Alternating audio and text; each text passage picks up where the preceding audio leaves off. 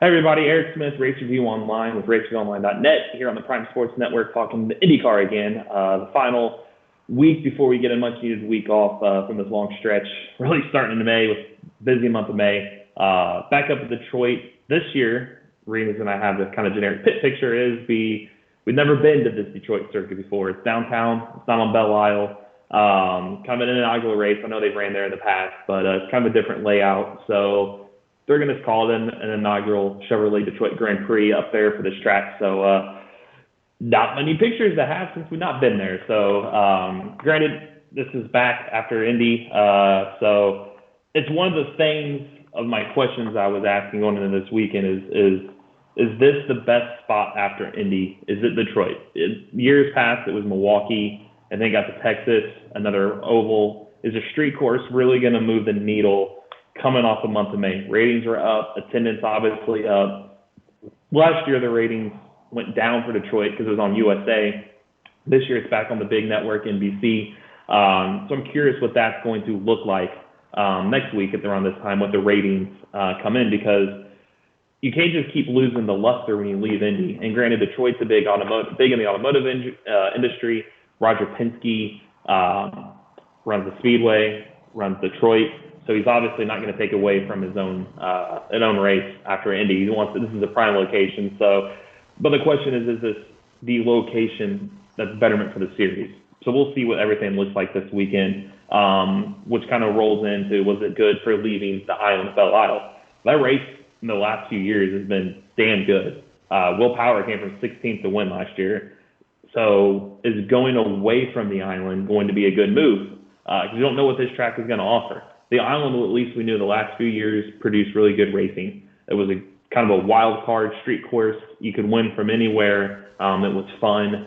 We don't know what we're going to get out of this week. So is Detroit the best option? And was it good to move from the island to downtown? Granted, you can get more people downtown because it's downtown. It creates a different kind of buzz than it does racing on Belle Isle. So we'll see about that, how much of an impact that has.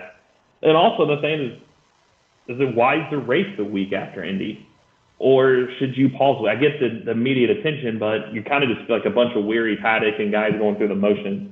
I think you should race, but that is the question. Things that people have brought up is, should you pause a week before going back into things? Because you're going to naturally catch the momentum from this week, but then you're taking a week off next week. So is it wise to have a week after Indy? Those are some of my questions that are my 5 burning questions that'll be out. Actually came out today. So check that out on racereviewonline.net for the final 2. But those are the teas for the first 3. In regards to the 5 things that I'm watching this weekend, kind of the preview, this kind of sets the tone for this race weekend. Main thing, number 1, I'm watching Andretti Autosport and Ray Hall Letterman landing in rebounds, because the Indy 500, they just were nowhere really to be found. Andretti, will start with, they've been the top team on street courses this season. They didn't win St. Pete, but they had 3 of their cars qualifying in the Fast 6. If not for contact with McLaughlin after the final pit stop, Romain Grosjean could have won that race. And then you get to Long Beach, they finished 1-2. So are they the ones to beat in an inaugural race on a street course in Detroit? However, they had a bunch of momentum going in the month of May, and then they qualified for the GMR Grand Prix 6th, 14th, 15th, 18th, and finished, or then qualified for the Indy 500, 15th, 19th, 21st, 25th. So the qualifying has not been good at Indy. They finished 9, 11, 14, 17th in the road course race at Indy, 9, 13, 28, and 30th in the Indy 500.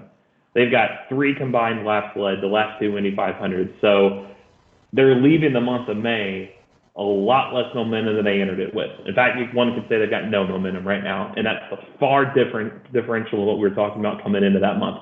Can they rebound? That's why I want to watch them into this weekend. Is this street courses were strong for them? So do they pick back up, or does that momentum shift continue backwards? Also, why I'm watching Ray Hall. A bunch of momentum they had going into the Indy 500. All 3 cars qualified in the top 8 for the GMR Grand Prix. Christian Lundgaard won the pole. He finished 4th. I know they didn't get the best finishes that they would have had. Graham Rahal got punted early and Harvey spun. But you got a sense of the momentum. You could feel it. They talked about it. They had the speed. And then you get to the Indy 500, and they sucked. I mean, 3 of the bottom 4 qualifiers were their cars. One of the 4 cars went home. Granted, Graham got back in with a different team, but we all knew super speedways was going to be a difficult challenge for them. They were struggled on super speedways last year. They were slow in the test. They were slow at Texas, so I'm not shocked they were slow at Indy. Street road courses have been kind of their bread and butter the last few years, and they've had good results at Detroit. I mean, Ray Hall, a year ago, Graham being, 3 top 7 finishes on 5 street courses. Lundgaard closed out the year with a pair of 8th place finishes. Harvey can do good in street courses. We've seen it. Lundgaard, if you take the Indy 500 out of it, where we knew Ray Hall could struggle, Fast 6 in Barber, he finished 6th. Fast 6 at the GMR Grand Prix, where he won the pole, he finished 4th. Graham Rahal's last win came 95 races ago when he swept this doubleheader weekend in Detroit. Granted, it was over on the island, not in this track. You just got the feeling that they could turn things around. That's why I'm kind of looking at both organizations. Can they turn everything around this week in Detroit? The other thing I'm watching, pit lane. That's why I got pit lane behind me on this photo, because this weekend is unique. They got 2 pit lanes. Kind of like in Bristol and NASCAR, we have guys pit on the back stretch and guys pit on the front stretch. This week is going to be unique, where when you come down the straightaway, half the field will pit on the left, and the other half are going to pit on the right. So you got to know which side your pit's on, and they're going to exit back onto the same straightaway down the road. So pit lane is going to be a thing I'm going to watch. Is one, our guys are going to get in the right pit the side, they're going to have to be reminded, and how is it going to look when they're exiting back, merging back onto the same piece of real estate. So I'm watching that. The next thing, Joseph Newgarden just won the Indy 500. He's got a bunch of momentum because of that. However, winning Indy does not equate to winning the next race. That hasn't happened since Ari Limback did it in 1997. Since 2011, the Indy 500 winner, the average finish the next race is 10.2. Dan Wellen didn't race in Texas in 2011, and Elio was part-time, so he didn't run in Belle Isle in 2021. So I took those out of it. And they've only finished on the podium twice. Dario Franchitti finished second in Belle Isle in 2012, and Will Power finished second in the second race at Belle Isle in 2018. That's it. So it's been 25 years since somebody's gone back-to-back. And I don't know if that's going to happen again with Newgarden. He's kind of struggled a little bit on street courses this year. So, and a lot of people might ask, why is that? Well, they're on a media tour. They're doing all kinds of stuff. There's very little sleep, very minimal preparation. It's just kind of tough. So we'll see if Newgarden can just get a top 10 at the end of the day. But however, the points are so tight. This is where we'll really start talking points. He can't afford just the top 10. He's already had a few mulligans out of the way. He doesn't get many more. So he needs to really get a top 5 or 6 this weekend, because we know what Pelot and Erickson, Dixon's going to be strong.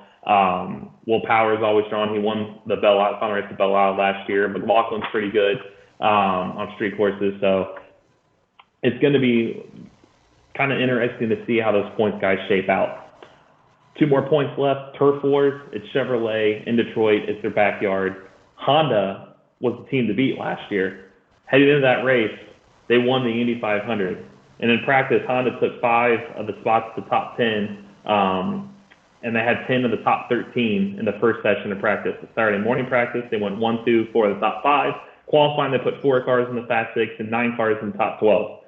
However, Chevy ended up winning the race.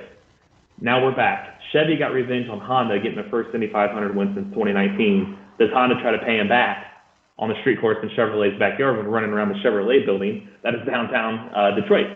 Honda's 2 for 2 on street courses this year, which is going to lead me to my final point. Ganassi versus Andretti. We talked about Andretti, what they've done on street courses. Ganassi's right there. The bigger teams in general, we'll look at the overhead view. They typically perform on street courses. Penske's won 7 of the last 18. Ganassi's won 5. Andretti's won 4. McLaren's the only other one to win in that span. Penske won 3 of the 5 street courses last year. However, Ganassi won the final 2, with Marcus Ericsson winning this year, the first one. So Penske won 3, then Ganassi won 3, and now Andretti's won 1. So it's going to be interesting to see the battle for those turf wars. 5 of the 6 podium spots, as far as street courses this season, and we're regarding St. Pete and Long Beach, they've gone to Ganassi. Ganassi's got 2. Ganassi's got 3. Andretti's got 2. McLaren's got 1. Ganassi, Andretti. That's why I'm watching those guys. In Long Beach, the last street course, they swept the entire top 5 of the finishing order. That is Ganassi and Andretti. 6 of the top 8 finishers. They had 6 of the top 7 starters. So with it being the break, we haven't raced on a street course since Long Beach. Did anybody get a time to improve before we come back? Granted, it's been 2 months. They should have. However, you had a week off. Then he went to Barber. Then he focused on Indy. You had the road course at Indy, the oval at Indy, with practice and qualifying, the Indy 500. Now you're right back here on a street course. Did Chevrolet or anybody in the Honda camps do enough to close that gap to Andretti and Ganassi? Or is this weekend going to be an Andretti versus Ganassi show? We'll find out Sunday, 3:30 p.m. Eastern, green flag on NBC. Be sure to tune in. This will be the last IndyCar video for a couple of weeks because they don't come back to Road America till Father's Day weekend. So in the meantime, check out our NASCAR report. We just did a show for this weekend's race in Gateway, and then we'll do another show next week for Sonoma. So we'll talk to you then.